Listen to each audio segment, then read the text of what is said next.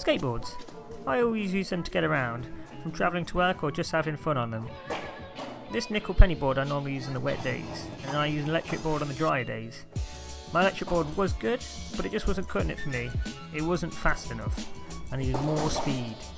And seeing as electric skateboards are expensive, and I got my current electric board at a bargain price, I thought I'd make my own this time. So I started with a cheap blank deck, trucks and wheels, a motor mount, 2 drive gears, and a matching belt, 2 rubberizers, a motor spacer, an actual motor, 2 paddings for the batteries with ties, 2 LiPo batteries, hardware, something to contain it all, and inside the container you'll find a speed controller, an anti-spark switch, a receiver, and a matching controller to it. And the final part is this power switch. So first of all, I'm going to drill these pre-marked up holes out for the box to mount to.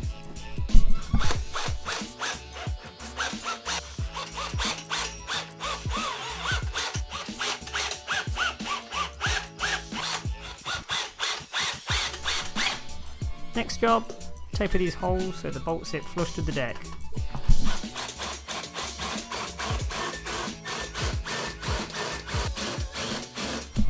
This next bit was really easy. I literally just threaded some cable ties through the case and into some soft padding just to protect the battery when it's vibrating. You can see I've already fitted the speed controller and the switch gear to the rest of it. That was really easy. I literally just got some motherboard razors and bolted it down. Now what I'm going to do is literally just get some double-sided tape and stick some travel packing foam down just to stop vibration banging between the board and the box.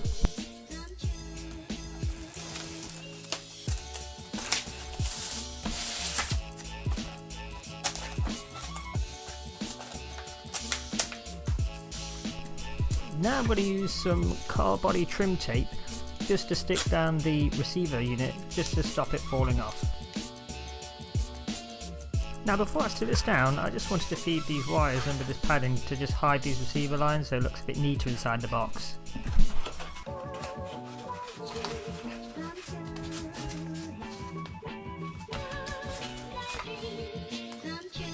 Now I've got to strap these batteries down just so they don't slide around and go anywhere.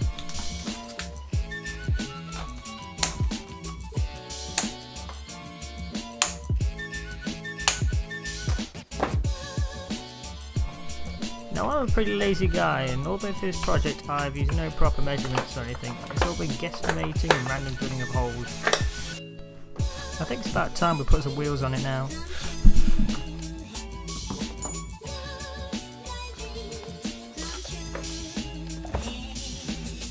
Now when it comes to the rear motor mount, it was really easy to fit, just a couple of cast lumps to file away, and the actual motor itself is only held by 3 little bolts. As for the motor spacer, that came in the box with the motor.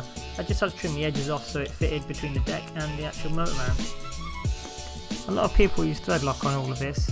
I'm not going to do that just yet because this is just a prototype and I don't even know if it's going to work at the end of this.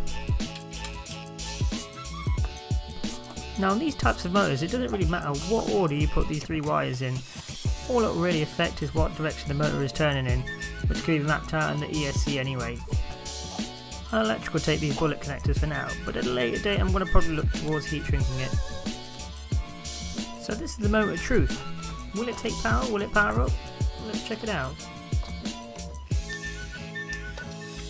Awesome, it's taken power, everything's lighting up, but I don't want to test it right now because it's 12 at night and everyone's asleep.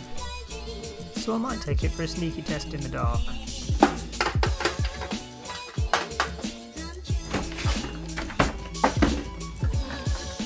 So it's the next day and I'm plugged into the laptop as you can see and I'm just trying to program some bugs out of it.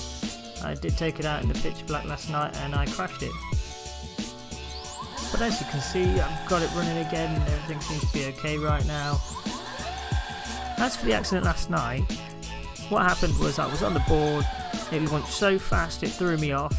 It went plus 20 mile an hour down the road until it hit a concrete post. But luckily the only minor damage to the board is where the nose hit the concrete post. Unfortunately I won't be riding the board in this video, but if you guys liked what you saw and want to see more of it, drop me a like, leave me a comment, or even send me a message and I'll do a follow-up video to it. But for now, I'll catch you guys in the next video. See you later. Bye bye.